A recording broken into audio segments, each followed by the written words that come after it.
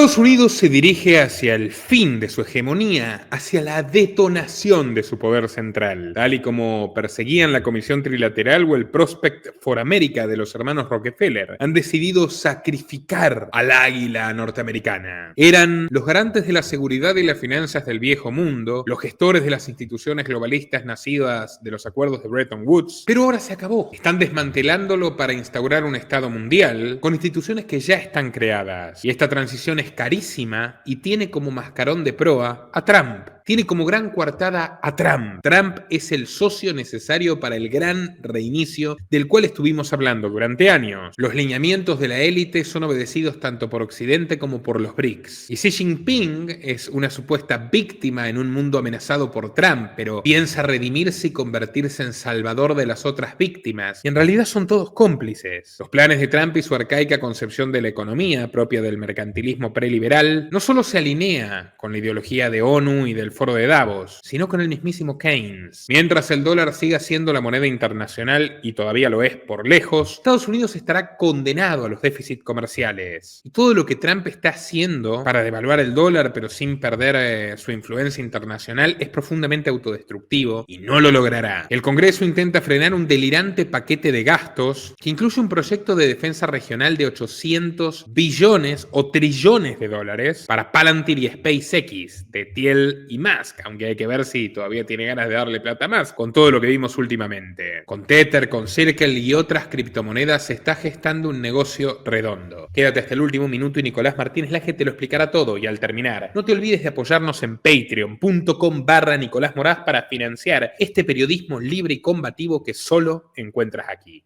Patreon.com/Nicolás Moraz.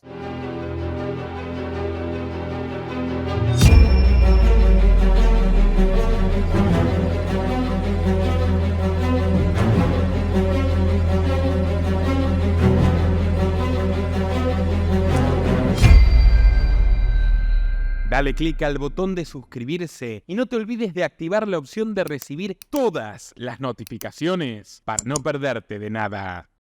Como venimos señalando, hay tres narrativas dándose en forma simultánea. La primera, que es la de la reestructuración del orden internacional, del comercio internacional, encabezado o presentado dialécticamente a través de la guerra comercial que lleva adelante Donald Trump. Por el otro lado está la narrativa de la integración del ecosistema cripto a la economía formal, para decirlo de alguna forma, la regulación finalmente de las stablecoins, las criptomonedas y demás, y la integración a los activos de reserva de los bancos centrales y los tesoros nacionales.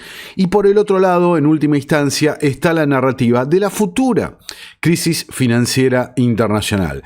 He decidido traerles este informe ultra detallado realmente, donde en la práctica lo voy a dividir en tres bloques para que vean inclusive la integración de estas narrativas, donde se presenta, como ya estamos acostumbrados, este modelo de problema, reacción y solución. Fíjense, para empezar, para que vayan notando estos matices en la comunicación, especialmente de los políticos, ¿no? Donald Trump hablando del acuerdo que había alcanzado con China hace unos días. Fíjate lo que decía. Logramos un reinicio total con China tras conversaciones productivas en Ginebra. Ambas partes acuerdan reducir los aranceles impuestos tras el 2 de abril al 10% por 90 días, mientras... ¿No? Un reinicio total de las relaciones con China. Fíjate, repetimos lo que decía. Logramos un reinicio total con China tras conversaciones productivas en Ginebra. Ambas partes acuerdan reducir los aranceles impuestos tras el 2 de abril al 10% por 90 días. No, reinicio total, la palabra reinicio. Ahora, lo que habíamos visto hace unos días, que habían acordado esta pausa, esta tregua por 90 días, bueno, los días pasan, no se llega a ningún acuerdo, hemos leído distintos medios donde afirmaban justamente, bueno, se necesita mucho más tiempo para acuerdos comerciales de este estilo y demás. Entonces, Trump decía un reinicio total de las relaciones con China. El Reino Unido considera que el comercio y la defensa de la Unión Europea, un tema que venimos siguiendo, como el Reino Unido, excluido por voluntad propia, ¿no?, de la Unión Europea tras el Brexit, finalmente consigue comer en la caja enorme que se va a desatar de gasto público para el programa Rearm Europa, el programa encabezado por Mario Draghi. Entonces, la defensa de la Unión Europea y el Reino Unido consideran que se reinician las relaciones de comercio en una nueva era en las relaciones. Esto lo titula Reuters, pero está en las propias declaraciones de los protagonistas. Keir Starmer, también de la Comisión Trilateral, directamente el reinicio de las relaciones con Europa.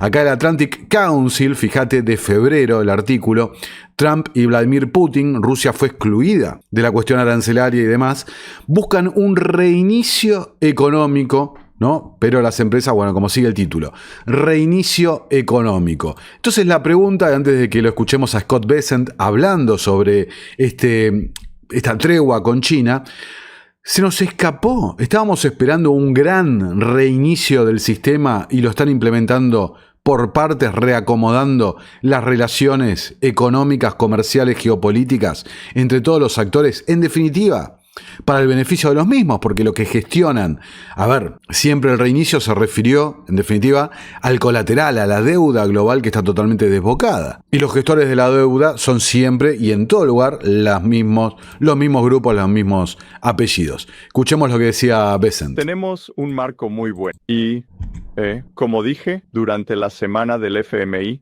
en Washington hace unas 3 o 4 semanas, existe la posibilidad, no es una certeza, pero, como diría Ray Dalio, podríamos lograr un gran y hermoso reequilibrio.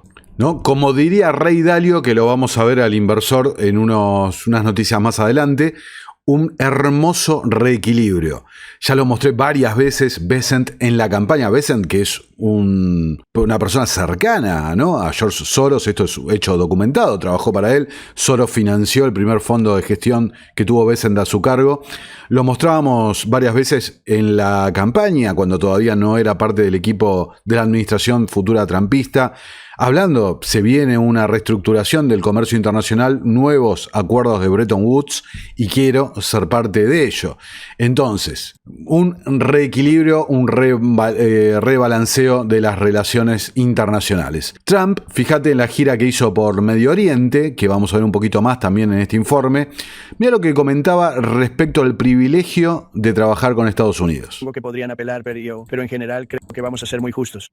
No es posible reunirse con la cantidad de personas que quieren vernos, pero esto era venir a los Emiratos Árabes Unidos era muy importante, venir a Arabia Saudita y Qatar era muy importante para mí por las relaciones personales que tenía, tal vez más que por cualquier otra cosa. Acabamos de lograr un acuerdo comercial fantástico, como saben, con el Reino Unido, lo cual fue maravilloso, y tenemos otro muy importante que acabamos de alcanzar con China. El acuerdo con China es muy importante, está en proceso de seguir formándose, pero ellos querían hacer ese acuerdo con muchas ganas, y al mismo tiempo tenemos 150 países que quieren hacer un acuerdo, pero no es posible ver a tantos países. Así que en algún momento durante las próximas 2 o 3 semanas, creo que Scott y Howard enviarán cartas informando a la gente. No será muy justo, pero les diremos cuánto tendrán que pagar para hacer negocios en los Estados Unidos. Básicamente, pagarán por hacer negocios en los Estados Unidos. Supongo que pagarán por hacer negocios en los Estados Unidos. ¿Se acuerdan Stephen Miran, el presidente del Consejo de Asesores Económicos de Donald Trump, cuando se refería a Estados Unidos como proveedor de bienes públicos globales? Se refería, ya lo sabemos ahora, se refería directamente a la seguridad internacional, al ejército, al poder militar de los Estados Unidos y a los bonos del Tesoro de los Estados Unidos. El activo de reserva por excelencia, ¿no? El más seguro, el default, digamos, por el que a partir del cual se empieza a desparramar el riesgo en todo el sistema económico. Pagarán por hacer negocio con los Estados Unidos. El punto es que los acuerdos de Bretton Woods, con los privilegios exorbitantes que le dan a los Estados Unidos en este caso, o a cualquier nación que tenga la moneda de reserva global, internacional, bueno, esos propios privilegios van acompañados de algunas obligaciones también, ¿no? El acceso a los mercados, la libertad de la divisa y demás, que es justamente lo que está puesto en cuestionamiento en estos días. El 19 de mayo la agencia Moody's rebajó la última calificación crediticia AAA de los Estados Unidos, por lo cual oficialmente ya Estados Unidos no tiene una clasificación AAA, una calificación que por el momento solamente tienen, como ven en pantalla, Australia, Alemania, Singapur y Suiza. Y cierra Bloomberg escribiendo: Estados Unidos no es la única economía importante que ha sufrido un recorte de calificación reciente. En abril, Fitch rebajó la calificación china de A a A+, varios escalones por debajo de los Estados Unidos. Entonces estamos en una situación donde las dos economías más importantes del mundo realmente están mostrando problemas estructurales, problemas de solvencia y de credibilidad. Lo que refuerza la endeblez de un sistema realmente diseñado para tener esta crisis en forma constante, ¿no? No es sostenible. El cronista comercial de Argentina escribe: mercados, crece la desconfianza en Japón y Estados Unidos por la deuda. Se viene otra crisis y acá hay uno de los problemas centrales. El problema central acá es Japón. Fíjate, The Independent de Reino Unido, el primer ministro de Japón advierte que la situación financiera es peor que la de Grecia cuando tuvo que ser rescatada por el FMI. ¿Por qué digo que es clave la situación de Japón? Porque pensemos en el origen de la Comisión Trilateral.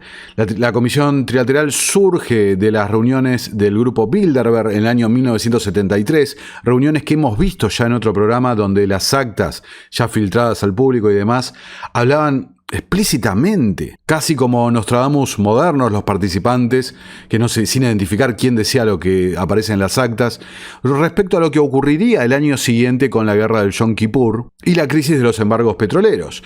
En esa ocasión realmente pronosticaron, mostrando cómo están planificados muchos de los eventos que se nos venden como eventos del mundo ordinario, sucesos que pasan por casualidad. Ahí tuvimos una muestra, recuerdo cuando leímos las actas en detalle, donde mostraba, ¿no?, la total programación de estos hechos y cómo se mueve para los intereses bancarios y los intereses de la industria energética. En definitiva, en un mundo donde el capital es la clave para el desarrollo de la economía, de la industria justamente que tiene casi un costo cercano a cero para producir ese capital, porque lo crea de la nada, es la industria bancaria, a través de los préstamos. En cierta forma, el resto de la economía depende de ese capital y también depende, por el otro lado, de la energía. Por eso no es casual que las grandes casas bancarias se hayan dedicado, una y otra, justamente a la exploración de petróleo y demás. Pero decía, mientras que en el grupo Bilderberg se estableció las condiciones para lo que pasaría en Yom Kippur,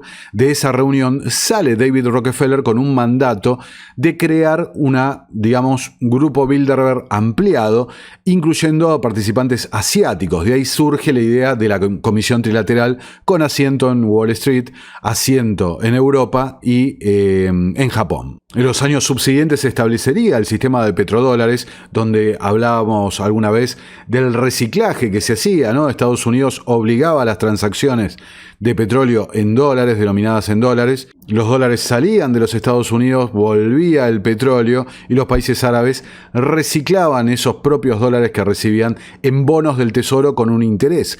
Todo a través de los bancos de Wall Street. Por el otro lado, la Comisión Trilateral, y pensemos que los nombres se repiten en todos estos grupos.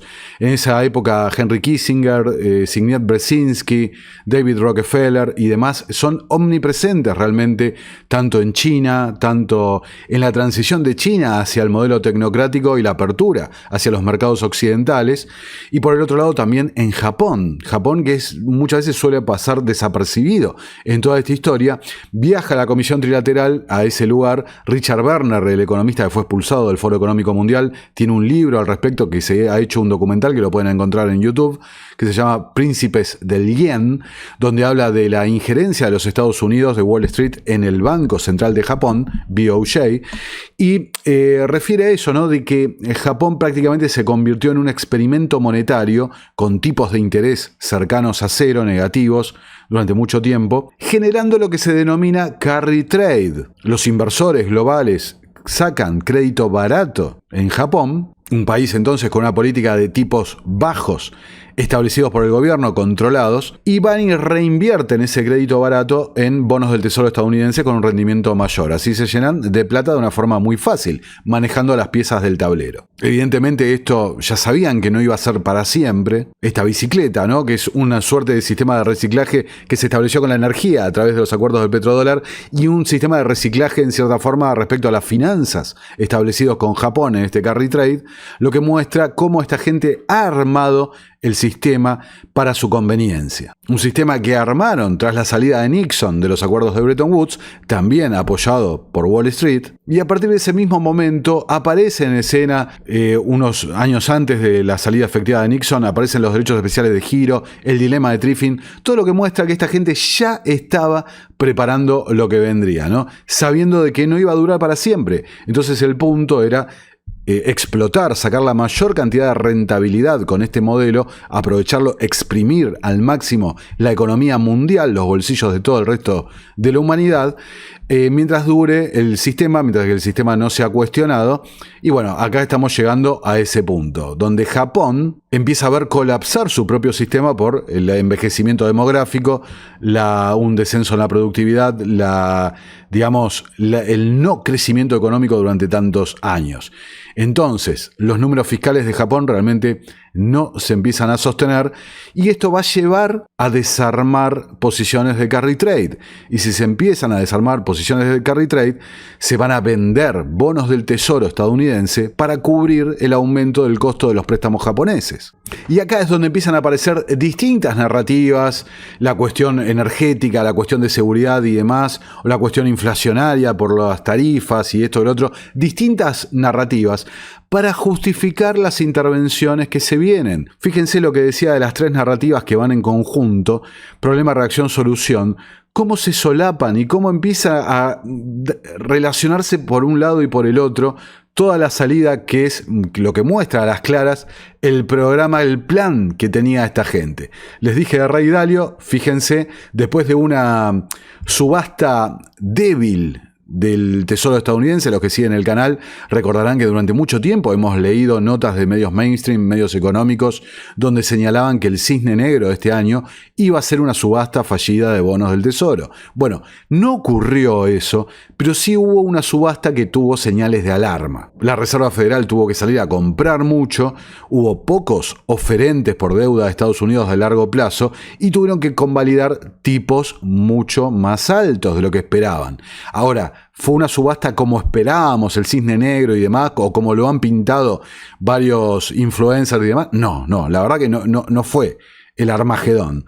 Sí fue una señal de atención que muestra que la economía mundial está viendo lo mismo, está viendo un presupuesto que está desbocado, un gasto que no tiene solución, está viendo que la misión del Doge, como hemos dicho tantas veces, al final terminó en payasadas, ¿no?, directamente, en robo de datos. Bueno, están viendo y así actúan los agentes del mercado. Fíjate lo que dice Ray Dalio. Observa el mercado de bonos.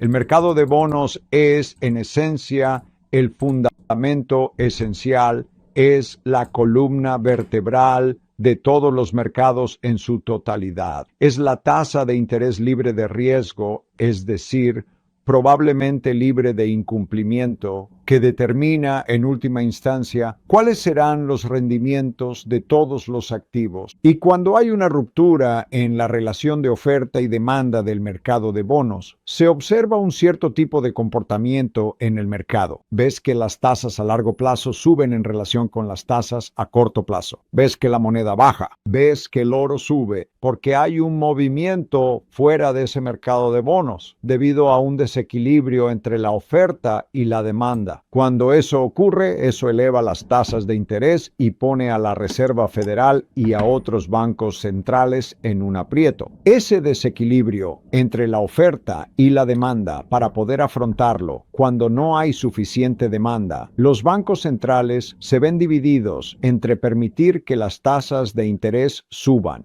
con el efecto negativo que eso tiene en los mercados y la economía, o intervenir e imprimir dinero, básicamente, y comprar bonos para así generar la demanda de esos bonos que no existe, lo que produce presiones inflacionarias.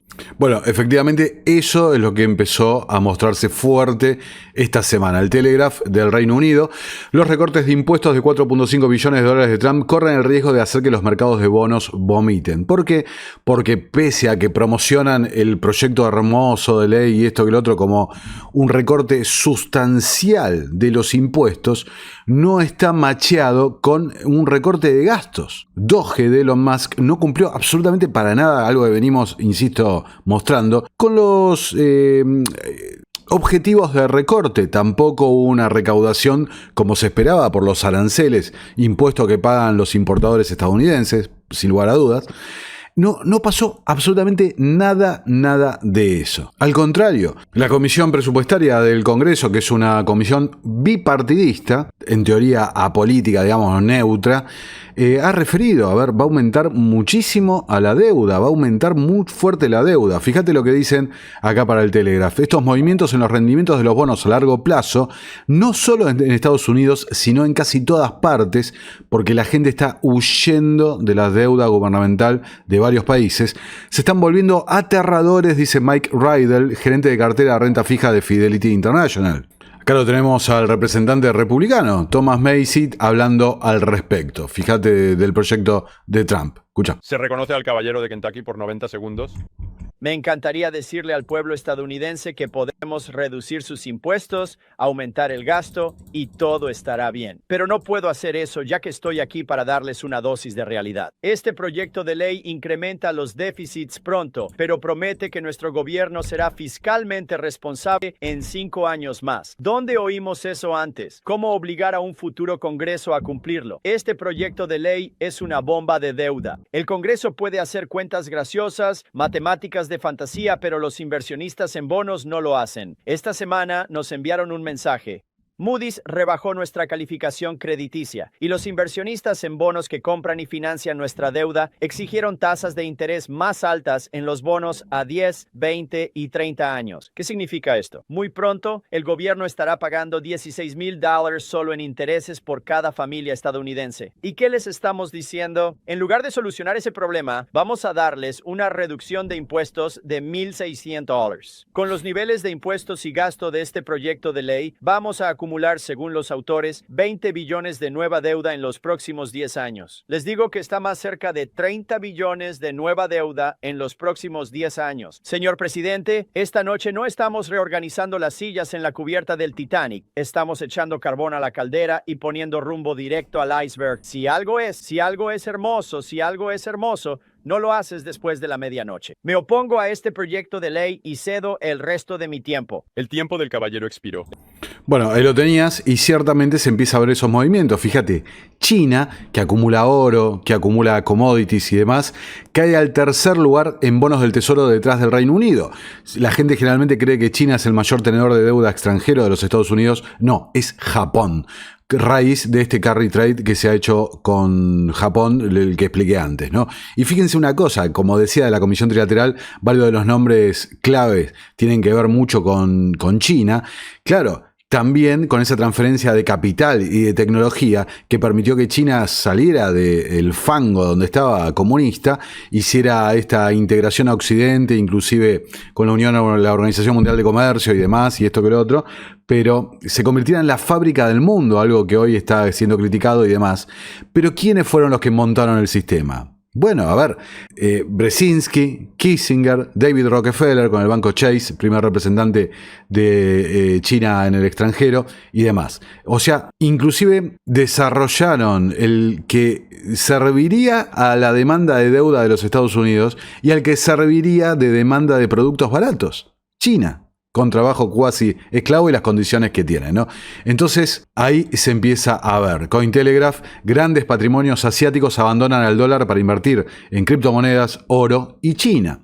Y otros países también asiáticos. La semana pasada hablábamos del dólar de Taiwán y demás, ¿no? Entonces, el gigante bancario UBS afirma que sus clientes asiáticos de alto patrimonio neto están abandonando activos en dólares estadounidenses en favor del oro, las criptomonedas y los mercados chinos. El problema con esto, y acá hay una arista que es poco tratada, sin embargo acá en este canal lo dijimos, se habla de guerra comercial y de exportaciones, importaciones de productos y que si el iPhone es más barato acá o allá y demás. Y la realidad que la cuestión no es esa, la cuestión es el dólar. Es una guerra de divisas. Hace meses que venimos explicando el tema de los acuerdos de Mar-a-Lago de Stephen Miran, que son una reversión de los acuerdos Plaza de la década del 80, donde se pactó con las economías principales del mundo en aquella época una devaluación controlada del dólar, que significaba una apreciación, por ende, del resto de las monedas en forma coordinada y controlada. Miran decía, bueno, lo podemos hacer por las buenas o lo podemos hacer de una forma descoordinada por las malas. Entonces, en esta serie de notas que ahora vamos a ver, empieza a revelarse esta verdad de que todas las negociaciones que están por el momento fracasando con los países, parecería como intentando hacerlo una forma coordinada, pero está fracasando porque ningún país quiere que ocurra esto. La mayoría de los países tienen sus propios depósitos, reservas denominados en dólares. No querrían que se devalúen a favor de que se revalúe su propia moneda y convertirse en un país caro. Lo que pasa ahora, por ejemplo, con Argentina. Entonces empiezan a aparecer estas comunicaciones de reuniones comerciales entre delegaciones, en este caso la de Corea del Sur. Fíjate, señalan la gente de Corea del Sur. Habla de haber estado hablando del tema de divisas. ¿Con quién? Con el secretario del Tesoro, Scott Bessent. Entonces, esto es algo que se repite. Corea, por un lado, Suiza, por el otro, dice Bloomberg también, tuvo un buen intercambio con Estados Unidos en cuanto a la moneda, en cuanto al tema de divisas, dice el jefe del Banco Central. ¿Con quién estuvo hablando el jefe del Banco Central? Con gente de la Secretaría del Tesoro, es decir, el equipo de Scott Bessent. Ese Scott Bessent, ahí está, ¿ves? Fíjate que dice, se negaron a dar detalles sobre el formato o contenido de las conversaciones, dijeron que era un intercambio en curso con autoridades estadounidenses, especialmente del Departamento del Tesoro. ¿Por qué señalo esto? Porque es importante destacar el historial de Scott Bessent. Cuando trabajaba con Soros, Bessent fue el encargado de diagramar el plan especulativo de Soros contra el Banco de Inglaterra, el ataque que casi lleva a la quiebra al Banco de Inglaterra. A ver, a la quiebra, le hubieran rescatado los propios contribuyentes británicos o quien sea, ¿no? De la Commonwealth y demás. Entonces, Bessent, por más que sea un tipo que ha tenido un historial medio gris en la gestión de fondos, sabe aparentemente tema de divisas y siempre la cuestión giró en base a eso. Lo que pasa es que de cara al público lo han presentado de otra forma, ¿no?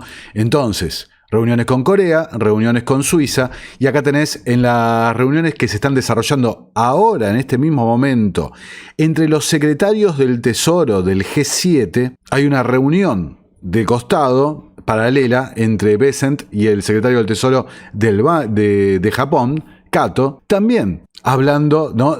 Negando que están hablando sobre divisas, pero, a ver, el título es ese, ¿no? Evidentemente están hablando de la cuestión. Fíjate, Kato de Japón dijo, pudimos profundizar en las discusiones sobre nuestro pensamiento básico en materia de política monetaria, como la última vez no hemos discutido los niveles de las divisas.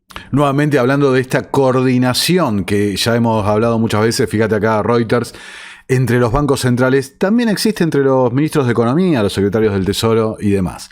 Los líderes financieros del G7 en la reunión previa a la reunión de junio que se va a desarrollar del G7 de los presidentes intentan restar importancia a la disputa arancelaria y encontrar un consenso respecto a distintas cuestiones como por ejemplo el tope del precio del petróleo y el final de la guerra en Ucrania.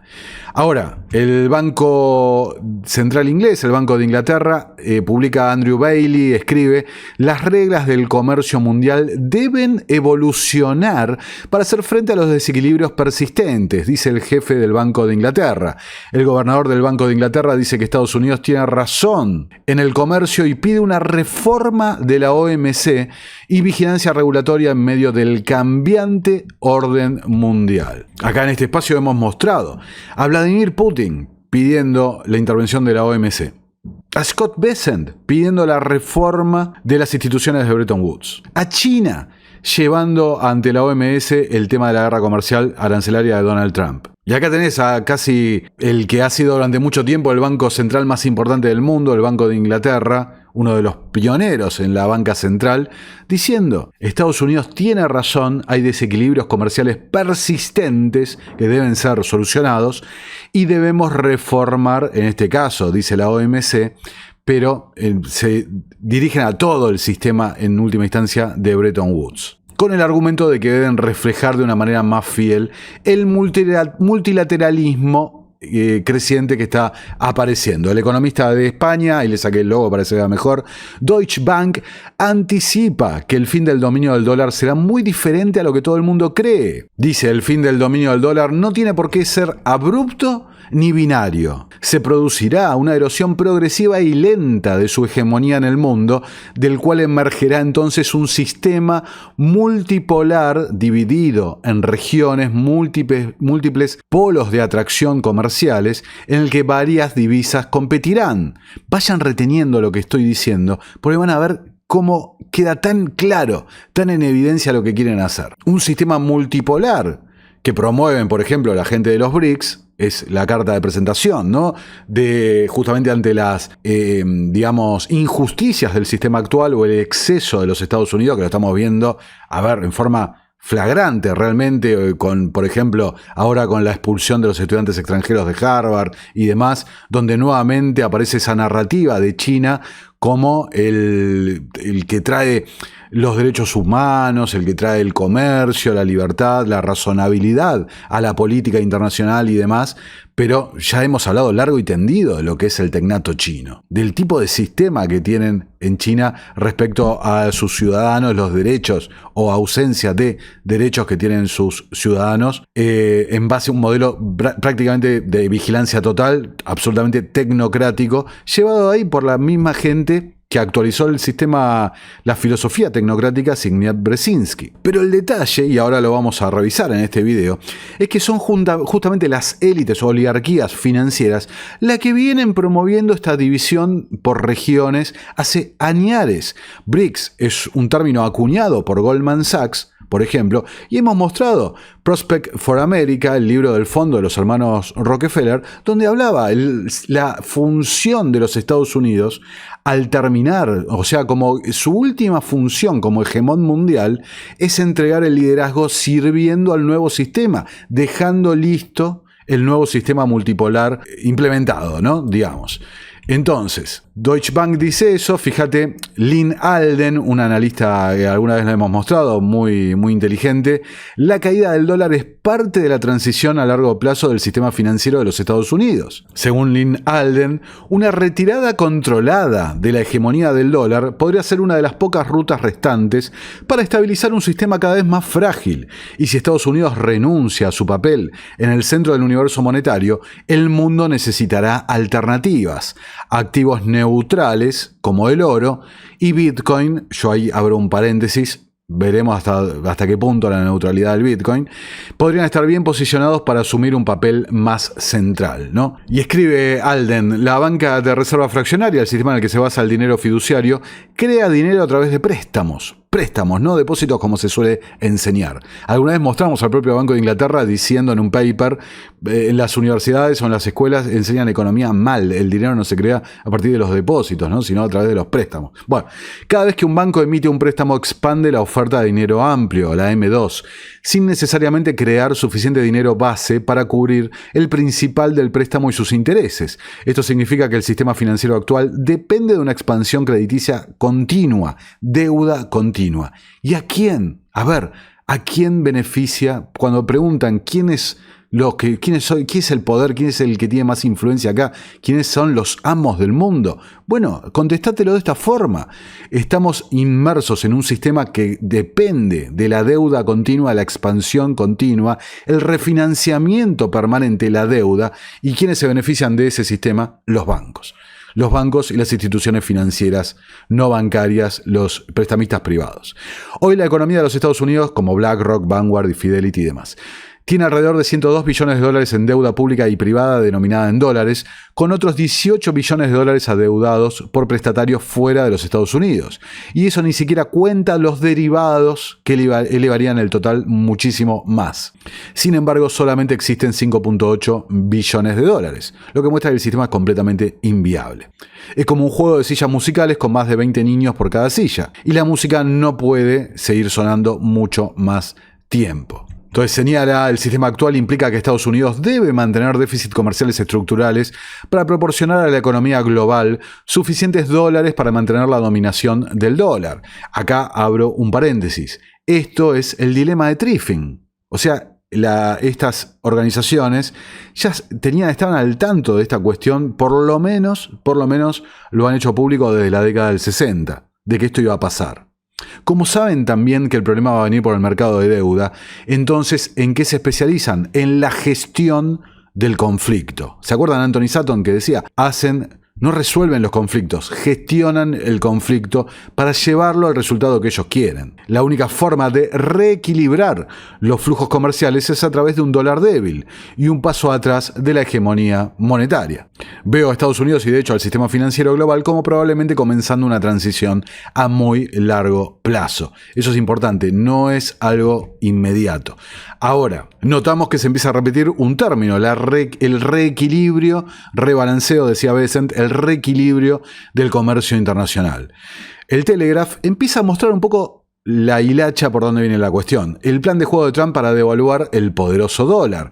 Y se refiere, ya abriendo de una forma definitiva la ventana de Overton, podemos decir, a John Maynard Keynes y a los acuerdos de Bretton Woods originales. En ese momento teníamos por un lado la propuesta, fíjate, de John Maynard Keynes representando al Reino Unido y por el otro lado la propuesta de Harry Dexter White representando a los Estados Unidos, a Wall Street, y en última instancia después se descubriría que White era agente comunista. Y fíjense que lo que une a Londres, a Wall Street y al comunismo, justamente son las finanzas. Estos grandes capitalistas siempre financiaron los experimentos socialistas. Entonces se refiere, insisto, abriendo la ventana de Overton al público, que la solución a los desequilibrios comerciales mundiales ya la había dado Keynes en su propuesta, que fue rechazada en Bretton Woods, la de establecer una moneda de reserva global denominada Bancor junto a un banco central global denominado Unión de Clearing Internacional. Fíjense, Trump durante la campaña, acá les busqué un video 1 de marzo de 2023,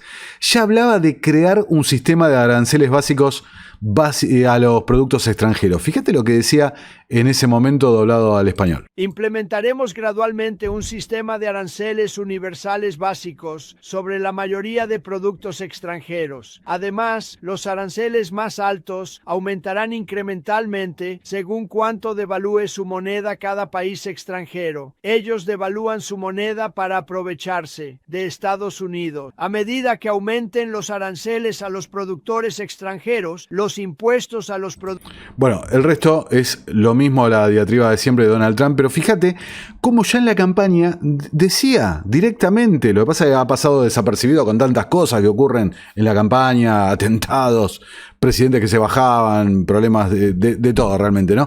Pasó desapercibido, pero él lo había dicho con todas las letras. Acá era una cuestión de divisas. Vos devaluás tu moneda, te cobramos un arancel. Entonces, en cierta forma, lo que estaba proponiendo Trump era, y acá está la nota que realmente me despertó mucho la cuestión, este artículo del Wall Street Journal, que en el video anterior dije que iba a hablar en concreto, y fíjense, y salió un video enorme realmente para explicando con mucho más contexto. Trump tiene razón sobre los desequilibrios comerciales. La misma frase, fíjate cómo funcionan estos medios, la misma frase que decía el presidente del Banco Central de Inglaterra. Sabe cómo arreglarlos y te van abriendo la ventana de Overton. ¿Cómo? Usando la propuesta de John Maynard Keynes. Ahí vamos a recargar. Fíjate, acá La Nación lo explica. El Bancor, el proyecto de moneda global cuyo fracaso permitió la hegemonía del dólar.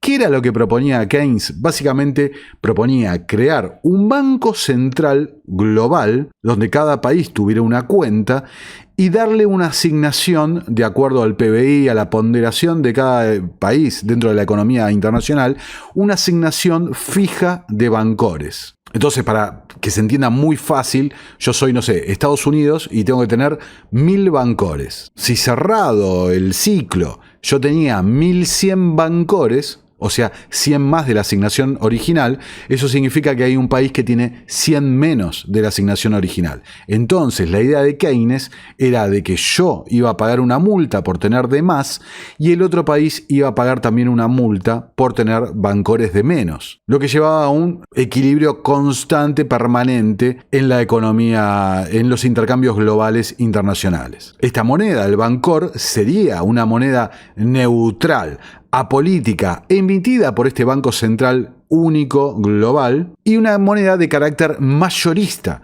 únicamente destinado a este comercio entre los países. Esta era la propuesta de Keynes, en mi criterio personal, un delirio absoluto. Los países deberían ser muy idiotas, los políticos, ¿no?, a aceptar una cosa así, pero claro, están comprados por esta gente, las élites financieras, ¿no? Pero estarías condenando a tu país que nunca creciera, el comercio sería una cosa chata, se caería todo por mala asignación de los recursos y demás, y nunca tendrías cosas baratas alrededor del mundo, me parece a mí, ¿no? Esa es mi opinión, los leo en los comentarios que creen ustedes.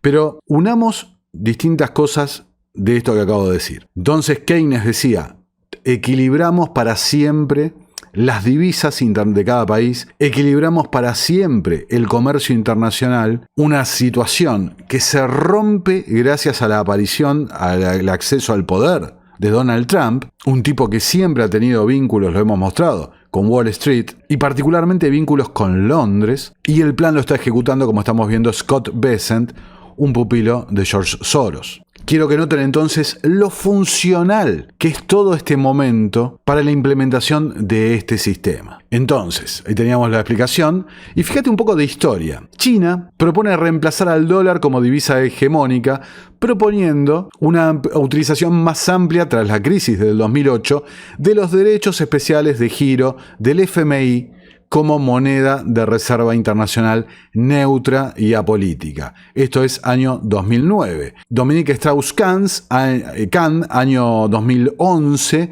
el caído en desgracia, ex director gerente del FMI, político francés, que fue quizás, ¿no?, víctima de una operación de honeypot para voltear su proyecto donde él proponía justamente la debacle del dólar como moneda de reserva internacional en favor de una reinterpretación de los derechos especiales de giro del FMI. Dominique Strauss-Kahn cree que una nueva moneda mundial calmaría la inestabilidad económica y frenaría el poder del dólar. Entonces estamos viendo 2009 China, 2011 el FMI, donde Dominique Strauss-Kahn directamente, fíjate lo que decía, el uso del DEG para fijar el precio del comercio mundial y denominar los activos financieros proporcionaría un amortiguador contra la volatilidad de los tipos de cambio.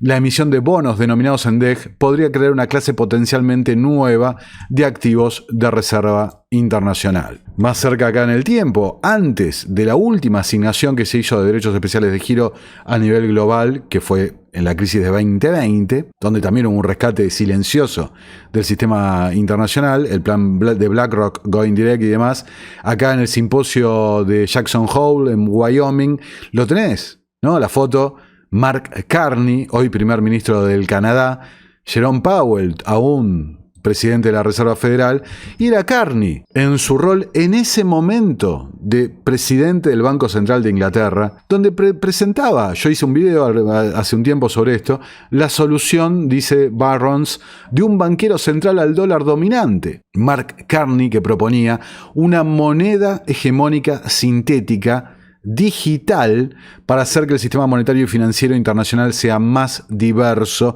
en representación de este sistema multipolar y en contra de la preponderancia del dólar estadounidense en la economía internacional, ¿no? Hoy, Canadá, que mientras se pelean, que el Estado 51 y esto que lo otro, bueno, fíjate, Canadá está en conversaciones para unirse al sistema presentado de defensa por Trump, el Golden Dome, el domo dorado, un proyecto que la Comisión de Presupuesto del Congreso estipula en $800.000 millones por los próximos 20 años, una cosa absolutamente delirante, los mayores contratistas, Palantir de Peter Thiel, SpaceX de Elon Musk. Ven como repito video tras video ciertamente que se repite la cuestión una y otra vez detrás del ruido mediático de las noticias del día a día. Siempre son las mismas jugadas, los mismos aprovechamientos. Lo que cambian son los argumentos que utilizan. O la cuestión verde, o esto, o lo otro, la seguridad y bla, bla, bla. Todo lo que sea una cosa colectiva, digamos, para justificar impulsos de gasto, rescate, emisión monetaria y que la rueda, la música, como decía Lynn Alden, siga sonando una y otra vez. Y en esta suerte de recorrido histórico, por lo que estamos viendo, por la reingeniería del sistema, ¿se acuerdan? La convención, el show que hizo Emmanuel Macron, año 2023, en Francia, donde ofició de maestro de ceremonias. Dice la Deutsche Welle, busca un nuevo pacto financiero internacional, mundial. Dice, ningún país tiene que escoger entre reducir la pobreza o proteger el planeta, aseguró el presidente francés al inaugurar una cumbre en París que aspira a refundar el sistema financiero de Bretton Woods. ¿Cuál era el argumento de esta reunión? Acá lo vemos a Macron con el presidente de Sudáfrica, que tuvo un show bastante particular esta semana en la Casa Blanca. Fíjense, acá una reunión donde fue Janet Yellen, donde fue gente de la Fundación Rockefeller. A ver, esto es lo que decían, vamos a, con la excusa verde, a liberar, a cambiar los estatutos o a permitir una flexibilización para que el Banco Mundial pueda desplegar bonos denominados en derechos especiales de giro, deuda denominada en derecho especial de giro. Lo que les digo, cuando una narrativa no funciona, no cala en la gente, bueno, fíjate, se hablaron de soluciones posibles también para que la idea de reciclar 100.000 millones de dólares en derechos especiales de giro a la moneda de reserva del FMI. Cuando no anda una narrativa, lo que decía, bueno, aparece otra narrativa que lo justifique. No funcionaría la agenda verde, bueno, ahora sí funciona, parecería, la guerra comercial internacional, los aranceles trampistas. Todo muy conveniente. Los servicios financieros revisan el estado del sistema financiero internacional con el secretario Bessent, reunión en la Cámara de Representantes del 7 de mayo de 2025. Fíjense, les traigo todo lo que puedo. Acá en esta comisión justamente se habló del sistema financiero internacional entre varios representantes con la invitación a Scott Bessent. Por ejemplo, durante mucho tiempo China se ha aprovechado del sistema financiero internacional y se ha convertido en el mayor acreedor del mundo. El enfoque del FMI y el Banco Mundial en las iniciativas climáticas y sociales ha resultado en una falta de rendición de cuentas por los datos económicos poco confiables de China, la manipulación de la moneda y las prácticas crediticias opacas y depredadoras. Además de la falta de rendición de cuentas, este cambio de enfoque hacia el clima ha obligado a muchos países en desarrollo a recurrir a la financiación china. Estados Unidos debe aprovechar su liderazgo en el escenario mundial para contrarrestar la creciente influencia de China como prestamista global y poner fin a estas prácticas económicas engañosas, dijo el representante Williams de Texas. Bessent, por su parte, hasta habló inclusive de los derechos especiales de giro.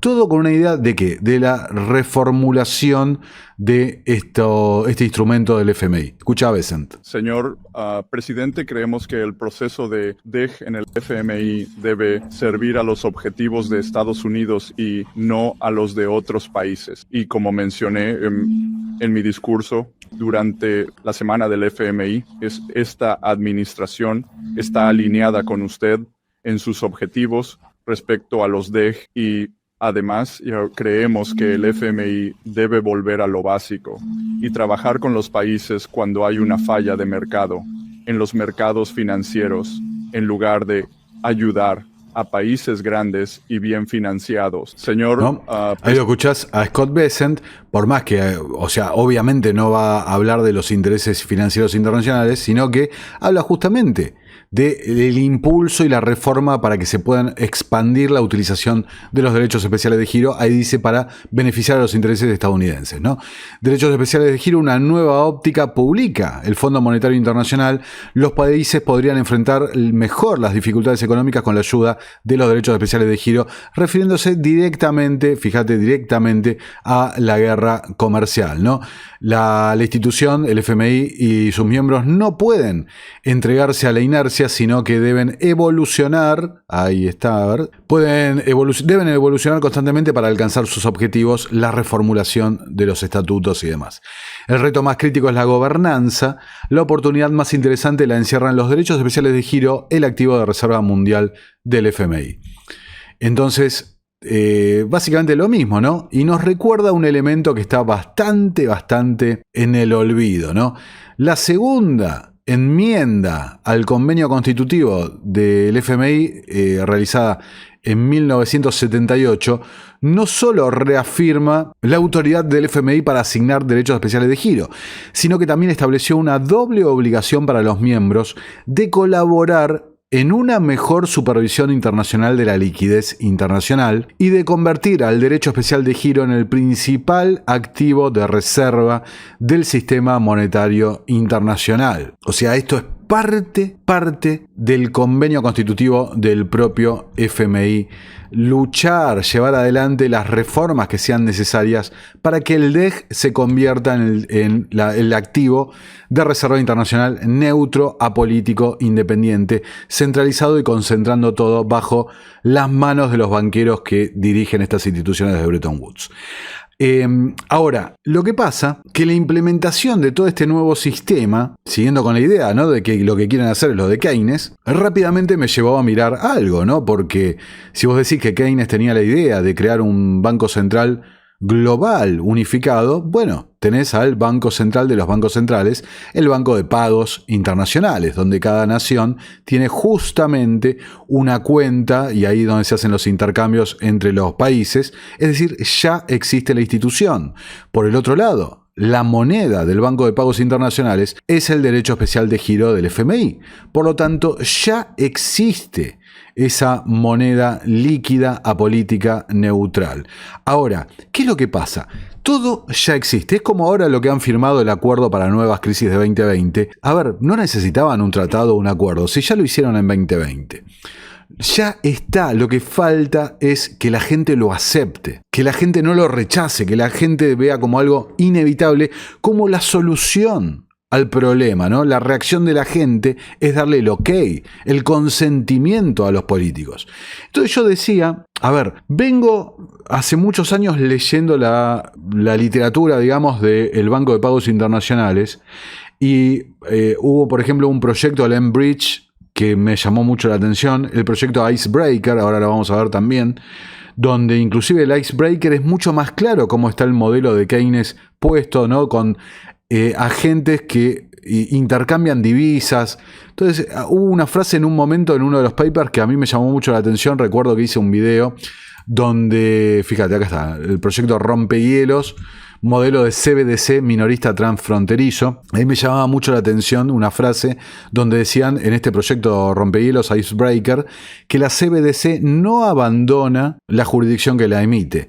¿Por qué? Porque en la nube, digamos, en la estructura, en la blockchain del Banco de Pagos Internacionales, que hablaban de una blockchain centralizada y demás, ahí se iba a hacer el cambio de divisas por los agentes autorizados a una divisa neutral para luego acreditarle más, ponele bancores al otro país, ¿no? Un intercambio de divisas en la nube, digamos, ¿no? Entonces, algo me dije, pero pará, agarro el Enbridge, agarro el Icebreaker, agarro otros proyectos del Banco de Pagos Internacionales y digo, sí, qué sé yo, no, ninguno es exactamente con lo que proponía Keynes. Y esta semana fue cuando me iluminé.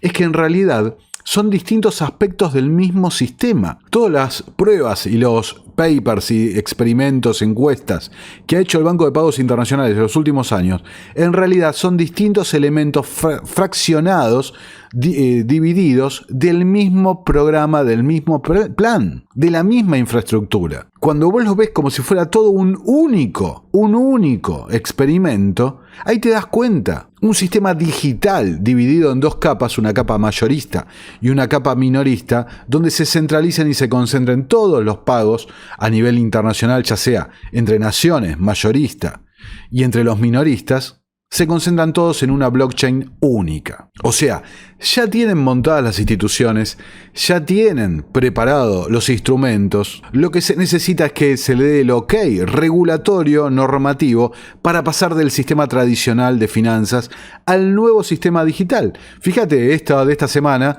bancos centrales prueban herramientas de contratos inteligentes en el proyecto Pine del Banco de Pagos Internacionales, escribe Cointelegraph.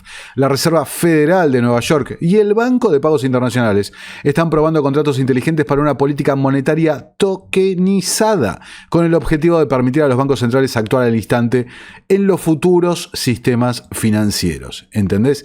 Ahí está la cuestión, lo único que falta es la excusa.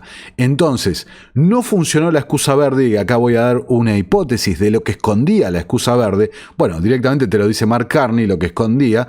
Fíjate, pero ahora la narrativa de la crisis económica mundial, la recesión, la inflación a nivel global, bueno, se ve que prende mucho más fácil en la gente y les va a permitir aceptar, ¿no? La ventana de Overton está abierta, lo que falta es que la gente salte por la ventana de Overton al precipicio del infierno tecnocrático, ¿no? Escucha a Mark Carney. Necesitamos llegar a un punto donde cada decisión financiera considere el cambio climático y el impacto en la transición, y que dejemos de usar sostenible, porque es lo que hacen los profesionales de finanzas. Además, sobre el riesgo, necesitamos que los bancos analicen los riesgos de la transición climática, que luego se vuelven oportunidades.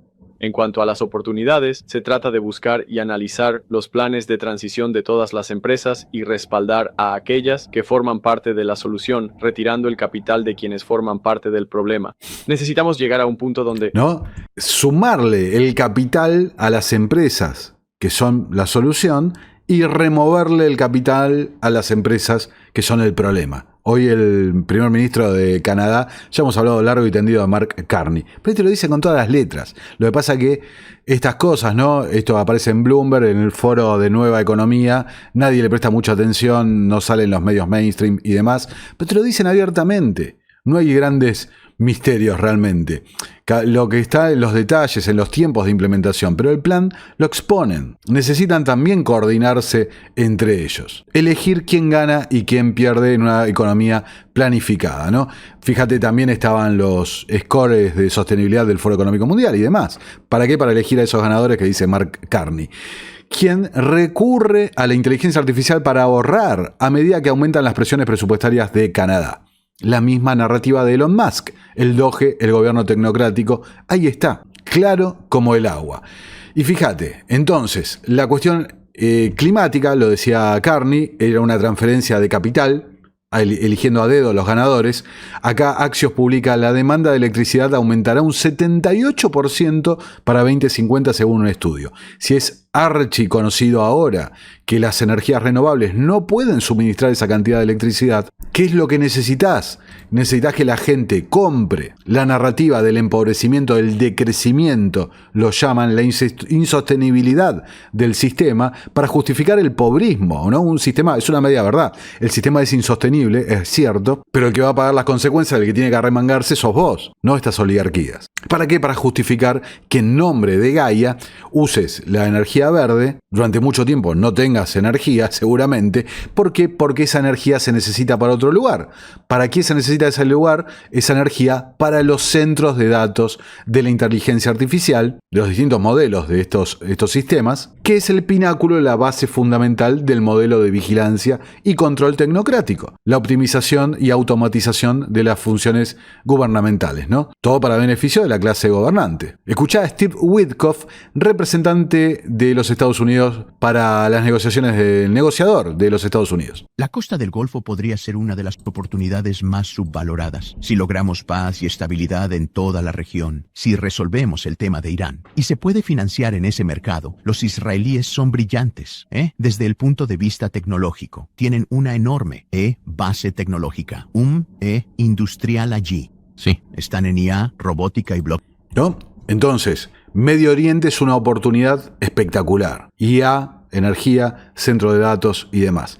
Tuvimos hace pocos días nomás la gira de Donald Trump por todo Medio Oriente, acompañado de Elon Musk, Mostramos que Palantir era una gran beneficiada, que no salió en los medios, de Peter Thiel, todo Sam Altman de OpenAI y demás. Entonces acá Witkoff te dice la realidad. Para nosotros es una oportunidad de inversión respecto al tema de inteligencia artificial, el tema tecnológico. Blockchain. Ahí están los Emiratos Árabes Unidos. Lo sé. Ahí es donde está hoy Arabia Saudita. Ahí es donde está hoy Qatar. Sí. ¿Imaginas a todos estos países colaborando y creando ese tipo de mercado? Podría ser mucho más grande que Europa. Europa es disfuncional. Hoy, imagina si fueran funcionales y todos fueran empresarios allí. Y una cosa más. ¿No? Ahí tenés. Entonces te lo dice directamente Medio Oriente con el flujo de capital que va a recibir respecto a la cuestión de los centros de datos de inteligencia artificial y demás, la implementación tecnocrática también en esa zona. Bueno, va a pegarle el sorpaso a Europa como potencia económica. Es mucho más margen de ganancia para nosotros invertir capital ahí que en Europa. Por eso, viste, siempre en todas estas últimas ediciones señalé eso, ¿no? De que siempre parece que Europa es el objetivo a destruir. Como hacerle una doble Nelson, decía, ¿no? A flanquearlo por los dos flancos, por Occidente, por Oriente, achicarlo y dejarlo atrás en la carrera tecnológica, ¿no? Entonces, fíjate, OpenAI de Sam Altman y Oracle de Larry Ellison, dos personas que estuvieron en la conferencia Stargate, en la propia Casa Blanca, para anunciar inversiones, que esto y lo otro, donde van a ser gran parte de las inversiones en Medio Oriente. Ayudarán a los Emiratos Árabes a desarrollar centros de datos masivos. Esto es parte de la iniciativa Stargate, escribe directamente Bloomberg.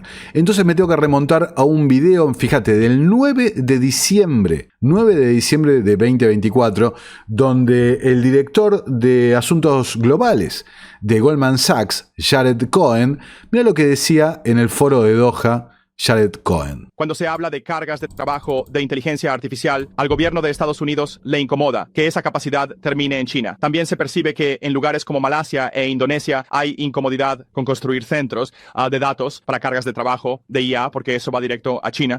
Estamos en Medio Oriente. Para mí, esta sigue siendo la opción más viable. Obviamente, Medio Oriente tiene, ya sabes, una tremenda abundancia de energía barata. Ninguna región sabe hacer proyectos de infraestructura masivos a gran escala y muy rápido. Hay mucho terreno disponible justo al lado del agua para refrigeración líquida. Gran parte de la tecnología de desalinización puede reutilizarse para eso. Hay ecosistemas regulatorios que los gobiernos controlan. Y lo más importante, cada uno de los países aquí tiene ambiciones geopolíticas viendo una oportunidad única en una generación para aprovechar el momento. Me gusta decir que si los datos son el nuevo petróleo, en IA o IA generativa serán las naciones, no la naturaleza, las que determinarán dónde estará esa capacidad. Bueno, ahí lo escuchabas, Goldman Sachs 6 meses antes de la gira de Trump anunciando todo lo que iba a pasar. Esto es lo que conté antes, el diseño del Golden Dome, del domo dorado, de 175.000 millones, el comité del Congreso lo elevó la cifra a 800.000 millones, Elon Musk y Peter Thiel los principales beneficiados. Entonces, fíjense cómo voy conectando las agendas. La autoridad bancaria de Estados Unidos despeja el camino para servicios de criptomonedas en los bancos nacionales. La Oficina del Contralor de la Moneda confirmó el 13 de mayo que los bancos nacionales ahora están autorizados a participar en una amplia gama de actividades de criptoactivos, eliminando las ambigüedades regulatorias de larga data que habían mantenido a muchas instituciones financieras al margen. Mientras estoy grabando este video, se sigue tratando en el Congreso de los Estados Unidos la ley Genius, la ley de que le pondría un marco legal a las stablecoins, a las monedas estables respaldadas por bonos del Tesoro estadounidense, porque este sistema de criptomonedas estables sirve para generar demanda sobre la deuda de Estados Unidos. Una demanda que, como vimos al principio, hoy la está dando principalmente la Reserva Federal, lo que decía también Ray Dalio. A ver, eso es mentirte. Vos estás creando nuevos dólares para rolear deuda, no tenés una demanda real de mercado. Bueno, entonces, la principal stablecoin es USDT, de Paolo Tether, de Paolo Ardoino, que ahora lo vamos a ver, con Howard Lutnick, el secretario de Comercio de los Estados Unidos, muy involucrado en la misma, ¿no? Ahora, fíjate, esta noticia me llamó mucho la atención. Tron, el proyecto criptográfico de blockchain, propiedad de Justin Sun, un tipo muy particular, ahora lo vamos a ver, es la que tiene el control de la mayor cantidad de tokens de USDT existentes, ¿no? Casi la mitad del suministro total de Tether está alojado en la blockchain de Tron. Lo que significa, en cierta forma, que la blockchain de Tron es como una suerte de mercado de derivados de los bonos del tesoro estadounidense, porque es lo que respalda a la stablecoin Tether. Acá está Justin Sun, lo ven en pantalla, el mago cripto que le hizo ganar 400 millones y limpió su polémica imagen, porque es el principal tenedor de los tokens meme Trump. Esta semana hubo mucha polémica con una reunión de inversores en estos tokens. El principal inversor es justamente Justin Sun. Ahí está el video donde hubo una subasta donde Justin Sun pagó $6 millones para comprar literalmente una banana pegada en la pared. Después se la comió. Yo dije acá, todos lo tomamos en chiste, pero la realidad es que es lavado de dinero, puro y duro. Es evidente, no pagás $6 millones por una banana. Entonces, CryptoSlate, también este medio, publica una empresa vinculada a China, recauda $300 millones de un inversor privado para comprar la memecoin Trump. Que imagínense que eso es una forma secundaria de aportar dinero directamente a los bolsillos de la familia Trump. Desde la administración se refieren, no, es una cuestión de los hijos, pero bueno, te toman el pelo, ¿no? Literalmente. Decíamos de la ley de stablecoins. Acá está el senador Bill Hagerty, que se ha convertido en el rostro, ¿no?, de la aprobación del proyecto que se está tratando mientras estoy grabando en el Congreso de los Estados Unidos. Mirá lo que decía para CNBC. Esto es un mecanismo de pago y no debe confundirse con Bitcoin o algo que tenga un componente especulativo, que nos sitúa en un marco de pagos digitales. Ajá. Los rieles más rápidos, disponibles. Exacto. Mucho mejor que el sistema, creado en los 70 y 80, que es lento, tarda días en liquidarse. Así que el tema, según he entendido el asunto de las stablecoins, es qué respalda estas cosas. Ajá. ¿Y cuánto de eso está respaldado por bonos del tesoro reales en comparación con efectivo, acciones u otra cosa? ¿Qué dice esto sobre todo eso? No van a ser acciones. Van a ser activos de alta calidad y corto plazo, ya sea digitales de corto plazo, bonos del tesoro estadounidense a corto plazo o efectivo. Creo que la mayoría serán bonos del tesoro de Estados Unidos. Según proyecciones de Citibank, para 2030, los emisores de stablecoins serán los mayores tenedores de bonos del tesoro estadounidense en el mundo. Esto es un... ¿No? Los emisores de stablecoin serán los mayores tenedores de bonos del tesoro de los Estados Unidos, superando entonces a Japón, al Reino Unido, a China, etcétera, a la Reserva Federal y demás. David Sachs también hablaba respecto, ¿no?, a la adopción de esta ley Genius, ¿no?, el zar de criptomonedas y también afiliado a la mafia de PayPal con Elon Musk. Escuchemos. ¿De beneficiarse de este tipo de legislación? Bueno, primero, tenemos un apoyo bipartidista significativo para esto. Creo que 15 demócratas votaron para aprobar el umbral clave de clausura, lo que elimina la posibilidad de obstruccionismo contra el proyecto. Ahora tenemos todas las expectativas de que se va a aprobar. Creo que la razón es porque las stablecoins ofrecen un sistema de pagos nuevo, eficiente, más barato y fluido, nuevas vías de pago para la economía de Estados Unidos. También extiende la dominancia del dólar en línea y además genera miles de millones o billones de dólares de demanda para nuestro tesoro. Entonces ahí tenés toda la explicación realmente de cuál es la idea con las stablecoins. Generar demanda por bonos del tesoro, extender, darle una vida extra, digamos, una recarga al sistema del dólar como moneda de reserva global y conjuntamente vender la idea de un sistema de pagos eficiente y demás, ¿no? Súper controlado, por supuesto. Daría toda la impresión, ¿no?, y escuchando a Sachs y con todas estas noticias que les estoy mostrando, de que existe diferencias dentro de estas oligarquías respecto a hasta qué punto dinamitar, ¿no?, el propio dólar estadounidense, si darle un revival, si dinamitarlo por completo, si romperlo o no. Pero el punto no es tanto por el dólar en sí, es el control de todo el sistema. Y ya sea una solución o la otra, el camino va hacia lo mismo, la centralización total de las finanzas. La senadora Loomis, que es la cara visible del proyecto de la Reserva Estratégica de Bitcoin, publicó, fíjate, una infografía en Twitter donde muestra que 4 de cada 5 estadounidenses convertirían su oro en Bitcoin. Los leo en los comentarios a ver si los que son tenedores de oro lo convertirían en Bitcoin. Más considerando que este proyecto de la propia senadora Loomis contempla una revaluación del oro a los precios de mercado actual en contraposición con los valores de la década del 70, que son los que tienen los libros contables de los Estados Unidos. Entonces, sea por donde sea, estamos yendo a la misma dirección y la dirección es control total. El Reino Unido, que la semana pasada veíamos que está buscando también convertirse en una suerte de certeza regulatoria para que vaya capital cripto a ese lugar, requeriría que todas las empresas de criptomoneda reporten cada y todas de las transacciones de sus clientes. Paolo Ardoino, que la semana pasada lo habíamos visto diciendo esto en estas declaraciones, el CEO de Tether, muchos bancos europeos explotarán en los próximos años. ¿Por qué? Porque decía que las regulaciones de Europa le empuja a mantener el 60% de las reservas en depósitos no asegurados en bancos europeos. Entonces dice, se está dando una cosa, los bancos grandes no nos aceptan que depositemos nuestro 60% de reservas en sus bancos, alegando que no hay certeza regulatoria y demás. Entonces, ¿qué hacen? Nos llevan a que depositemos en bancos chicos, de baja capitalización.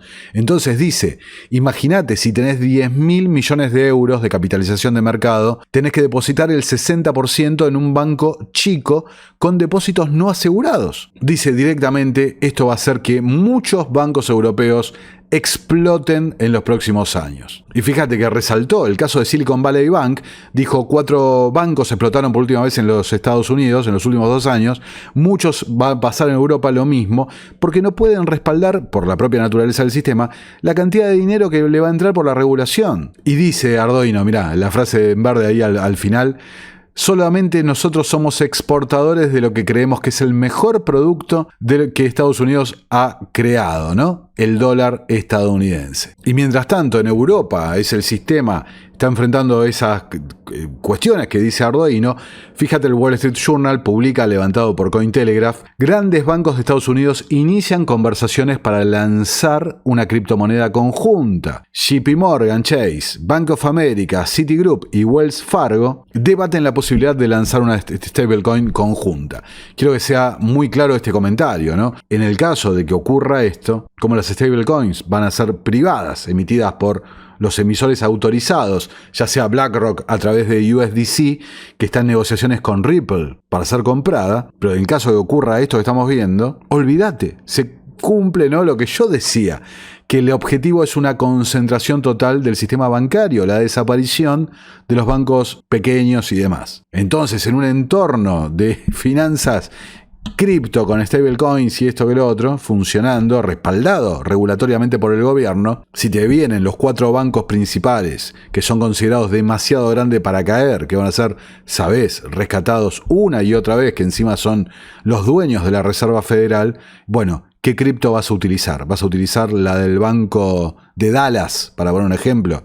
¿Del Banco Credicop acá de Argentina? No. Vas a usar la stablecoin de JP Morgan y todos estos, ¿no? Entonces va a haber un vuelo, ¿no?, hacia territorio seguro por parte de los inversores, los depositantes, y el resto de los bancos se van a destruir. Entonces parecería, ¿no?, que mientras que la narrativa es prepárate porque los bonos se caen y va a haber un problema, va a haber una corrida, lo que no deja de ser una verdad, pero en mi humilde entender me parece mucho más peligroso esto que están haciendo, las consecuencias que puede llegar a tener para la estabilidad de todo el sistema, digamos, ¿no?, que si sale mal una subasta de bonos o no. Dado la profundidad y el alcance del dólar, realmente me parece, como dice Lina Alden, como vimos en varias notas, no es una cosa que pase de un día para el otro, pero sí de un día para el otro puede llegar a haber un colapso total ponele con esto, ¿no?, la noticia que estos bancos sacan una stablecoin conjunta. Y para el caso, ¿no?, los medios especializados, acá este think tank OnFIF de finanzas, publica, ¿no?, bancos centrales, prepárense o no para el boom de las stablecoins en Estados Unidos. Y fíjate el subtítulo, ¿no?, un muro de cosa de porquería viene y no estamos haciendo nada al respecto. ¿Por qué? Porque está llegando, dice, va a entrar al sistema tradicional una cantidad de liquidez enorme de un instrumento que no estamos seguros si va a funcionar o no como dinero. No estamos seguros del respaldo, no estamos seguros de cómo, ni siquiera de cómo va a funcionar la tecnología. Por ahí dice al final de la nota que en Europa, por ejemplo, el Bundesbank, el Banco Central Alemán, es el que ha hecho con calzador, digamos, la infraestructura para estas nuevas stablecoins o CBDC minorista como el euro digital y demás. Acá, fíjate, dice proyectos, una solución rápida y sucia, no muy bien trabajada. No saben realmente lo que puede llegar a pasar. Más allá de las simulaciones que han hecho del Banco de Pagos Internacionales, ahí habla, ¿no?, del BIS, explorando plataformas de contabilidad unificada y demás. Y acá en el artículo señala también una cosa que yo vengo diciendo: por más que prohíban la emisión de una CBDC, tranquilamente mayorista en los Estados Unidos, tranquilamente la Reserva Federal puede crear una CBDC justamente mayorista para uso de reservas bancarias sin ningún tipo de problema. Es imposible que no haya una CBDC oficial de los Estados Unidos mayorista. Entonces, ya entrando en la última etapa de este video, fíjate acá en Twitter, hasta la crisis financiera de 2008 la deuda federal de Estados Unidos era inferior al 70% del PIB. Ahora actualmente es más de 120 y sigue creciendo. Esto claramente no funciona. Es insostenible. El Financial Times: Estados Unidos se prepara para reducir las normas bancarias impuestas tras la crisis de 2008. Yo les mostré acá a Jamie Dimon diciendo: los banqueros bailan en la calle con la presidencia de Trump. ¿Por qué? Porque va a desregular las normas que nos impedía aumentar los préstamos desde 2008. Normas que nos obligan a resguardar más capital del que nosotros queremos, ¿no? No queremos tener requisitos de capital de resguardo total. A JP Morgan Chase lo van a rescatar. Entonces, ¿qué puede salir mal? Cuando tenés la deuda totalmente desbocada, el PBI medio estancado, tenés un nuevo sistema realmente en las gateras e inclusive estás desregulando para reducir las salvaguardas que se aplicaron tras la crisis de 2008, que como vimos tampoco sirvieron para mucho porque el mercado de derivados explotó. Y eso está relacionado con este artículo que les traigo del Financial Times: el aumento de los préstamos a grupos financieros no bancarios genera temores de riesgo sistémico. O son los bancos tratando de matar al competidor, avisando: hay una cantidad de crédito tremendo que no está regulado para nada, no está bajo ningún tipo de supervisión, o están avisando por dónde va a venir la piña. Esto es lo que decíamos al principio, ¿no? Con que Ray Dalio lo mencionaba en el video: la Fed está generando demanda que no existe en el mercado. Y fíjate lo que dijo Larry Fink ahí en Medio Oriente, acompañando a la delegación trumpista por Medio Oriente. Fíjate lo que decía. Los mercados necesitan certeza. Creo que vas a tener algunos de los... Bueno, en Europa hay 12 billones de dólares en dinero que está en cuentas bancarias en Europa. En Estados Unidos hay 11 billones de dólares en fondos del mercado monetario.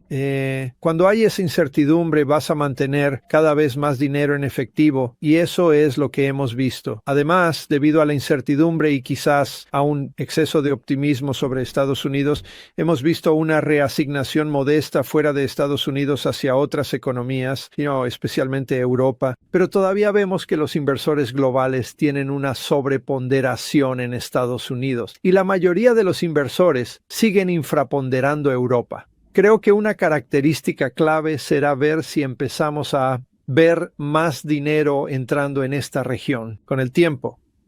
Dinero regresando a Asia, India, Japón. Pero creo que vamos a estar en un periodo de incertidumbre y vamos a tener que empezar a centrarnos en el papel de los déficits, en que no forman parte de ninguna conversación.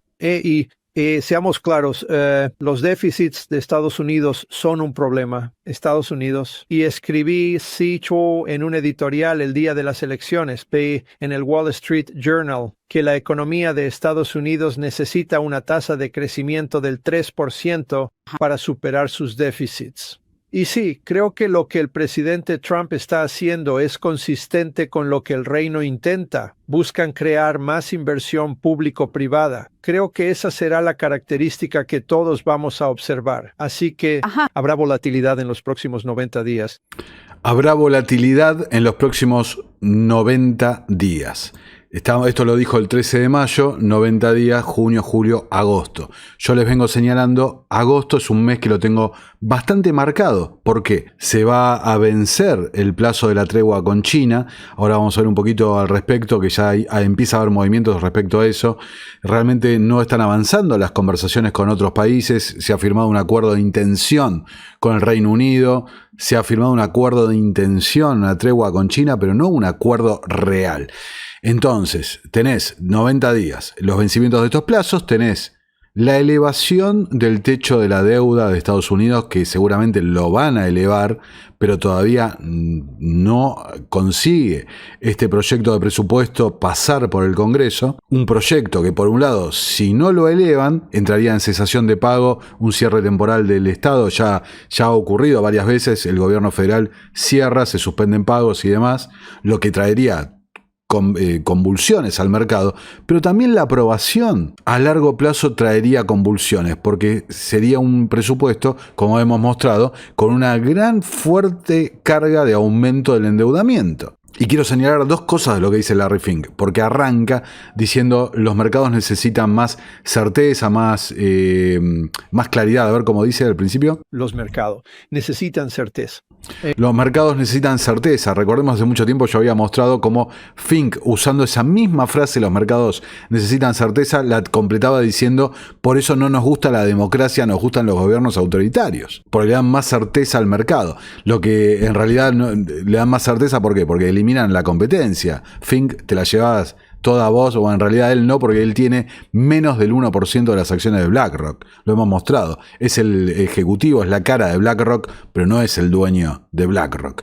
Y después, por el otro lado, habla de la lluvia de capital, o sea, capital yéndose de los Estados Unidos. O sea, vos fíjate, la guerra comercial es para, teóricamente, que el capital vuelva a los Estados Unidos, pero en realidad lo que están viendo, lo que esperan ellos, es que salga de los Estados Unidos. ¿Por qué? Que vuelva a determinados países. China, Japón, Malasia, India y demás. ¿Por qué? Inversores, tenedores de deuda extranjeros que escapan, y por el otro lado también fondos globales que prevén que son monedas que se van a sobrevalorar, se van a reforzar su valuación respecto al dólar en ese intento de la administración de devaluación del dólar. Por supuesto, si agregás al presupuesto una montaña de deuda, bueno, se prevé mayor emisión monetaria para el futuro. Es una manera implícita de devaluar la moneda. Pero Fink te lo avisa, los próximos 90 días van a ser muy importantes, ¿no? Esperen problemas en los mercados.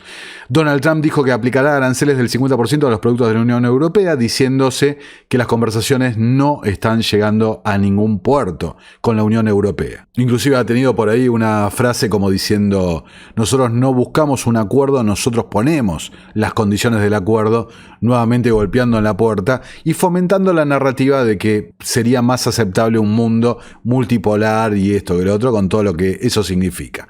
Entonces, funcionarios de la Fed señalan que es probable que las tasas se mantengan sin cambios al menos hasta septiembre.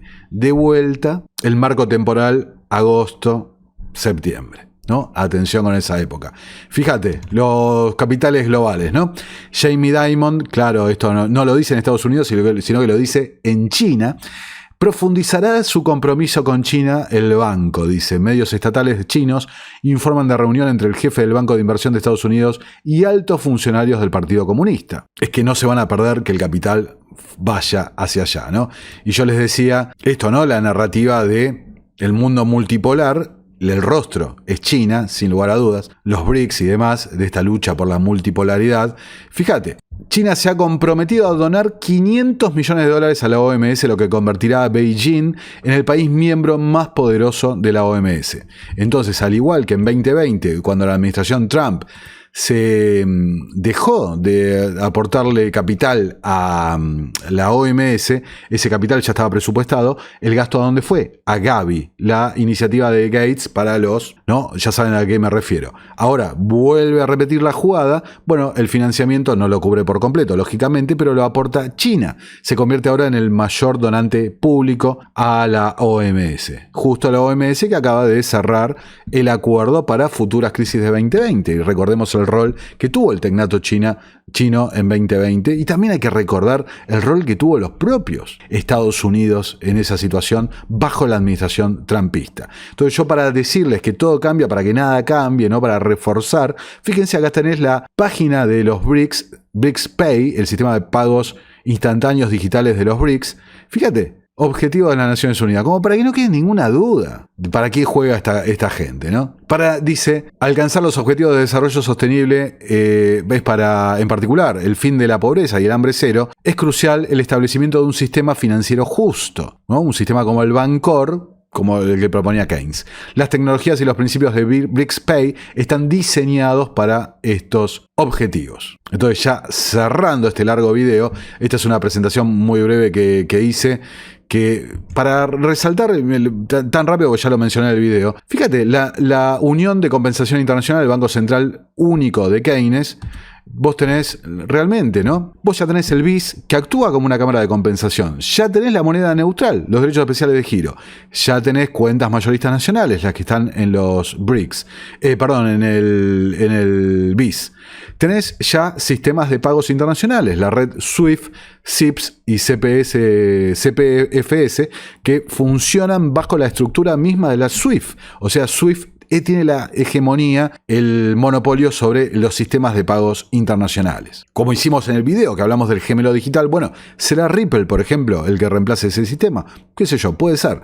Todo parecería indicar efectivamente esa cuestión, ¿no? Entonces, ya tenés la unidad de cuenta, necesitas el anclaje al oro porque Keynes al Bancor lo ataba a una canasta de commodities, tenés al Bitcoin actuando para el sistema como oro digital y recursos como energía, alimentos, minerales, todo, que eso es lo que proponían los BRICS con su moneda única, todo ya está listo, simplemente esperando el ok para ser desplegado. Los argumentos van a ser evitar los desequilibrios crónicos, lo mismo que decía Keynes, penalizaciones automáticas con sistemas como el establecido, y que hoy los DEG ya lo tienen, fomentar la estabilidad comercial, el argumento, ¿no? Entonces ya está todo esto en un contexto de fragmentación global gracias a Donald Trump, un tipo rescatado por los Rothschild en la década del 90, socio de Soros en los años 2000, lo hemos mostrado, denunciado por un caso de estafa en una construcción junto a Soros, y un tipo totalmente asociado